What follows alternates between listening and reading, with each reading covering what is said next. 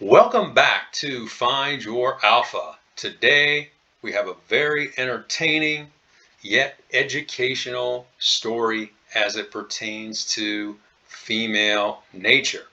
The title: I discovered my new girlfriend has a fiancé and is still servicing, wink wink, her ex-husband.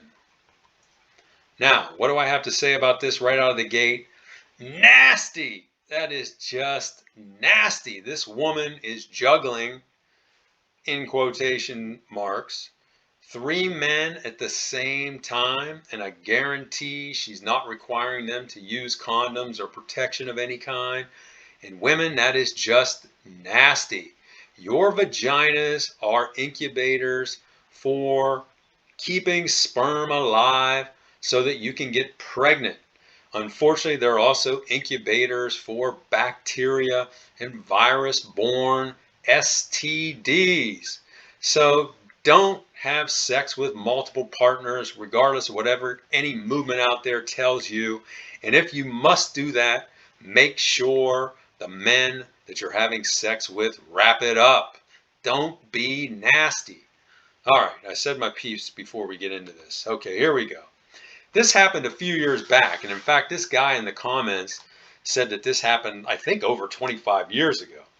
But I think it's a story worth telling as it speaks to the extremes of female nature. At the time, I was 27, and the female in this story, let's call her Carrie, she was 24.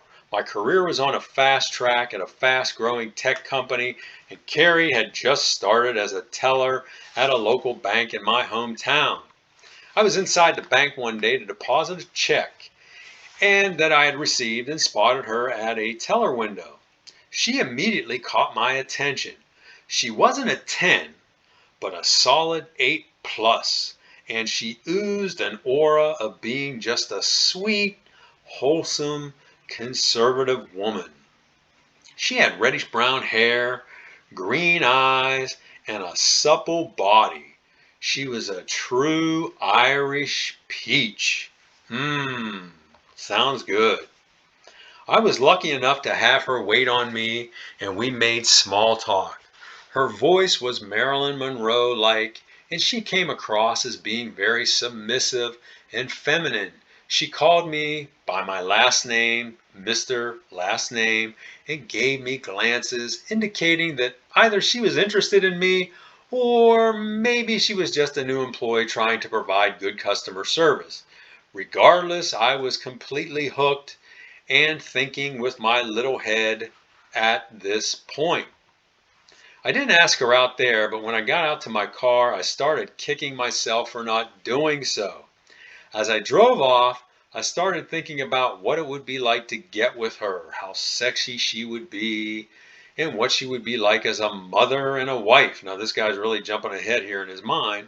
He says, I know it's crazy, but admit it, guys, we've all had these fantasies about hot women at some point in our lives. And I agree, we've had those type of fantasies, but for me, a lot of those fantasies came like years and years ago when I was quite young. As I got older and I realized what women were all about, I didn't have those jump to mother and wife type fantasies like this guy's having.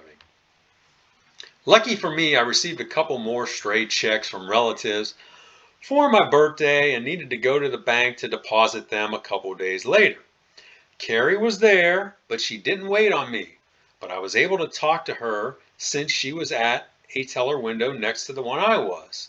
During the visit, I was making small talk with both Carrie and the teller that was helping me. I felt uncomfortable asking her out in front of the other teller, so instead I went out to my car and called her from my cellular phone. When she picked up the call that had been transferred to her, I immediately told her who I was and said, I think you are beautiful, and I wanted to see if you would go out to dinner with me. Back in those days, dinner was kind of the normal first date. See, back in those days, things were more traditional.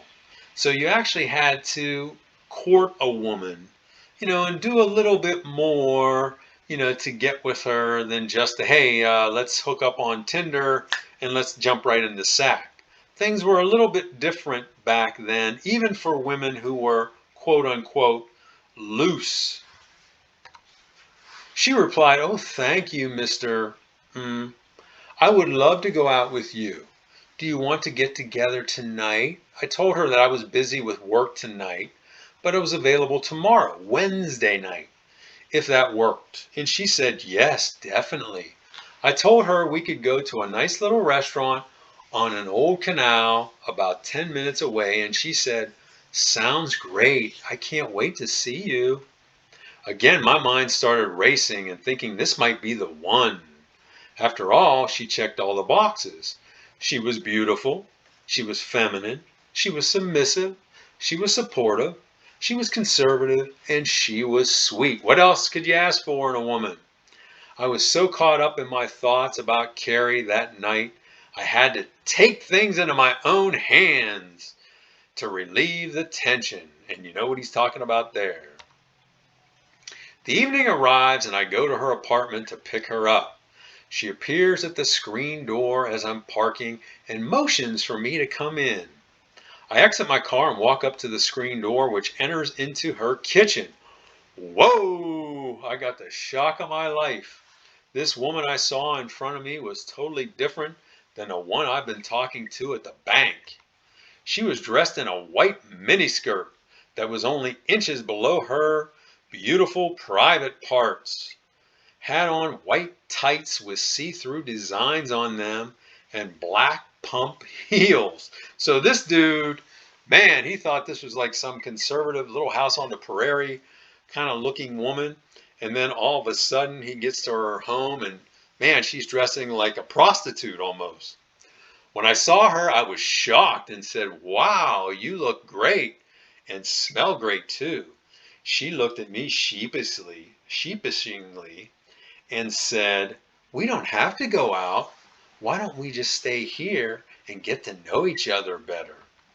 Not expecting this reply, I was a little startled and clumsily said, let's go out and have a nice dinner and talk more, and then we can come back here and get to know each other. She said, okay, and smiled, and we departed in my car for the restaurant.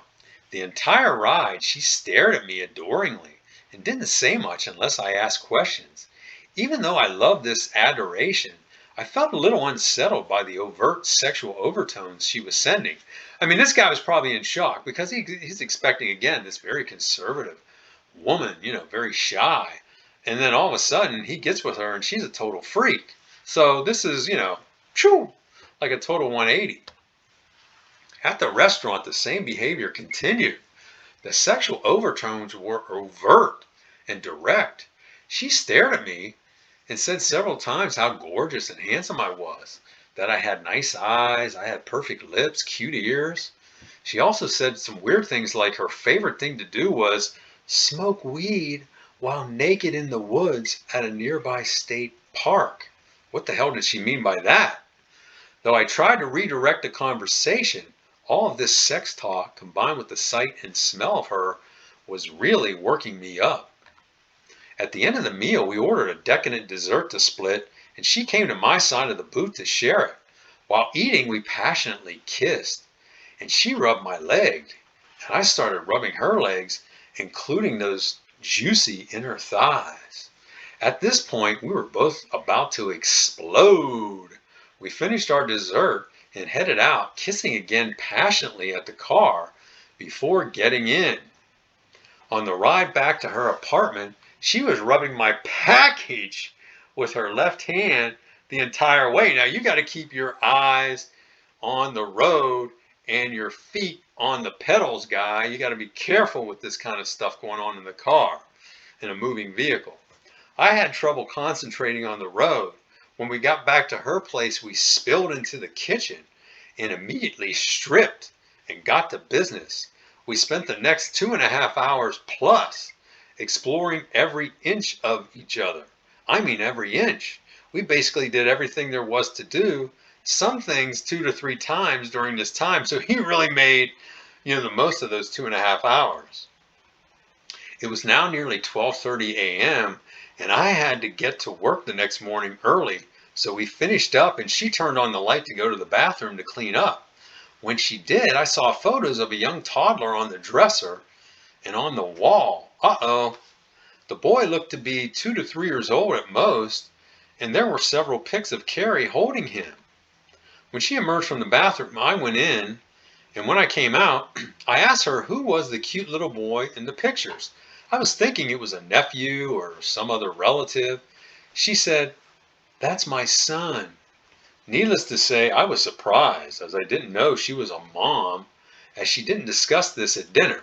Now, to be fair, we didn't talk about our past. No, you guys were too, enamored with each other and focused on the present, and you probably didn't ask anything and probably didn't even have an opportunity to ask anything about her past. She went on to say that she was married for a couple of years and divorced over a year ago, as they weren't a good match, but were good parents. I didn't say anything more about the child or her ex-husband at this point, and just gave her another passionate kiss and a big hug, thanking her for the great evening. She returned the sentiment, and I left saying that I would give her a call, as I'd like to see her again. And she replied saying, "I can't wait to be with you again. Tonight was incredible." The next day I was slammed at work all day into early evening and didn't get a chance to call her until 8 p.m. Now that's actually a smart thing to do for all you guys out there. You don't want to seem too needy with a woman, regardless of how well it went. So you don't want to be texting her like crazy and calling her. You want to kind of play it smooth, give it maybe 24 hours before you reach out. And don't, get into an elaborate text message or telephone call with her. Just something quick there. So that she's always wondering about you. What's this guy doing? So she's always thinking about you. Instead, a lot of guys, they end up, just constantly texting her and calling her. And she's like, God, I wish this guy would kick it into neutral.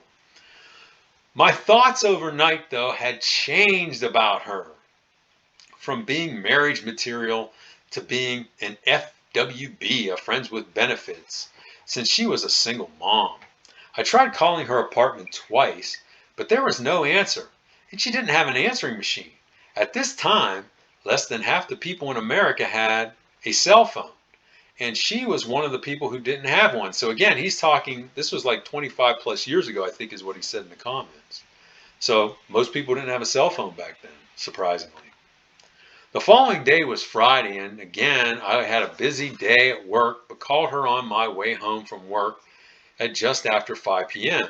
A guy answered the phone, and I immediately said, "Oh, sorry, I have misdialed." He said, "Okay," and we ended the call. I called back, and the same dude answered. I said I was calling to speak with Carrie. He replied, "She's not here right now. She went to the store." I said, I'm sorry, who am I speaking to?" He replied, "This is her husband." I was stunned and tongue-tied to say the least. He then said, "Is there any message?" I said, "No, I'll call back later." He said, "Okay," and we ended the call.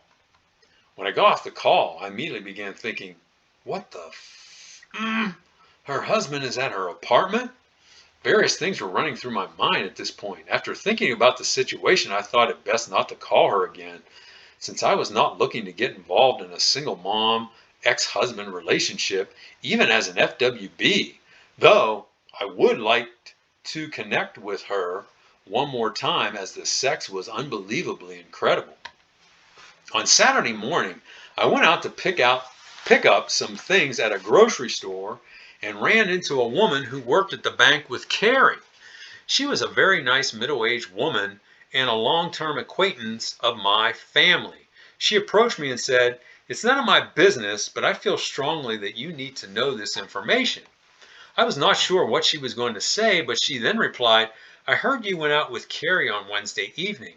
I said, yes, I did." She said, "I think you should know that she has a fiancé who proposed to her and she accepted." I, of course, was stunned and just replied, wow, I didn't know that." She said, "I didn't think you did, as you are such a nice guy, a good guy."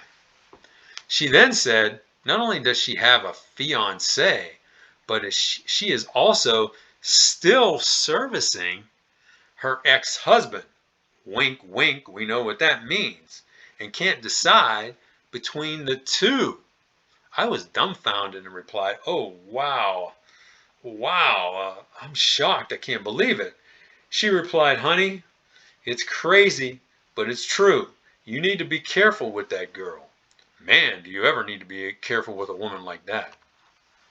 I thanked her several times for letting me know about this.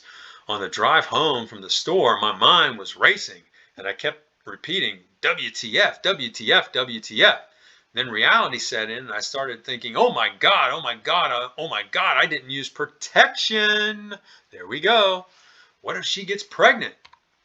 Then I thought, she likely had sex with all three of us last week, and I probably swallowed some of their swimmers. Gross. That is totally gross, dude. Then I thought, I've got to get an STD test. She may have given me something. My mind was all over the place, and I was full of nervous energy and rage at this point. So I went out to the local park and ran as fast as I could, for as far as I could to blow off steam and clear my mind. That Monday, I took the day off and traveled to the town where I went to college, as there's a clinic there that performs STD tests. Back then, they were referred to as VD tests, venereal disease tests. I didn't want to use my company insurance for fear of discovery, and I knew this clinic accepted cash and credit card payments as they catered to college students. Luckily, the comprehensive STD test came back negative. All right. On Monday evening, on Monday evening and again several times on Tuesday, I received calls from Carrie's apartment. Now I realize she doesn't have a cell phone, so she's calling from her physical phone in her apartment. And I didn't answer, and she didn't leave a message. I never saw or heard from her again after this. Now listen to what happens next. I did, however, find out a week later that she had quit her job at the bank that Friday. So this is like 9 days after he was with her, because he was with her on a Wednesday night. She quits on a Friday, and on Saturday, she ran off with that fiancé and got married. Just 10 days after she was with me. That poor bastard, he says, and I say, that poor dumb bastard. This was a life-altering experience that changed me from a naive young guy to a wise man when it comes to female nature. Be careful out there, boys, he says. Monkey branching and hypergamy is real. Don't ruin your life for 2.5 hours of fleeting pleasure like I nearly did. Some guys, I can tell you, OP, they ruin their lives for 15 minutes of pleasure. You at least got 2.5 hours, but you did dodge a bullet, and that didn't happen to you, thank goodness. Now, let's go through some lessons learned with this video. First of all, don't judge a book by its cover when it comes to women. Some women may come across as very conservative. They're in conservative families, but I found some of those women are the biggest freaks out there. Meanwhile, there's other women that you may think, man, these women are a little loose and, got some tattoos on them. And this woman's probably, let's say a wild woman. And it turns out she's more conservative than the girl that you think is conservative. So you can't judge a book by its cover. Also, number 2, a woman that is too willing to get it on quickly is a huge red flag, especially when she's a single mom. She's got ulterior motives. Okay, so it's a red flag. I mean, it's different when it's just a hookup and you both know it's a hookup and that's what your intention was going into it. But that wasn't the intention here. So when this woman starts to come across very overtly sexual, you got to say, hey man, what's going on here? Something's up. Something's going on behind the scenes. Number 3, you always got to use protection, guys. Always. Women 99% of the time are not going to require you to wear protection. They get caught up in the moment. They think to themselves, well, I'm using birth control pills or other forms of birth control. I just want to feel the full experience. But as I said up front, vaginas are incubators.